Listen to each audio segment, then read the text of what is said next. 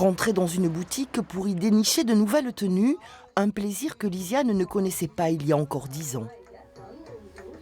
C'est vrai que quand j'étais obèse, je compensais beaucoup en achetant des chaussures, hein, parce que je n'avais pas accès à des vêtements. Alors que maintenant, je peux me tourner sur des vêtements beaucoup plus chatoyants, voilà, sans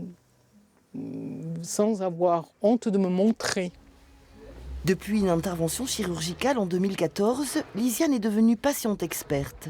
Chaque semaine, elle accompagne les nouveaux patients en situation d'obésité dans leur parcours en centre spécialisé. On peut faire en rythme aussi, c'est la classe. Pour les préparer à la perte de poids souvent vertigineuse après une réduction du volume de l'estomac, elle leur conseille de se masser avant et après l'intervention pour que le cerveau imprime cette perte de volume.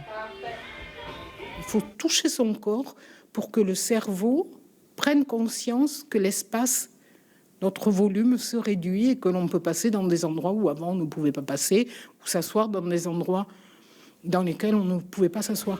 Une façon aussi de s'approprier ce nouveau corps.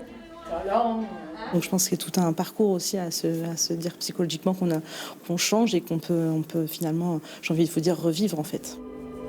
Se dévêtir en institut n'est pas chose aisée. Ces difficultés, Fanny les connaît bien. Elle pratique des massages pour des personnes en surpoids.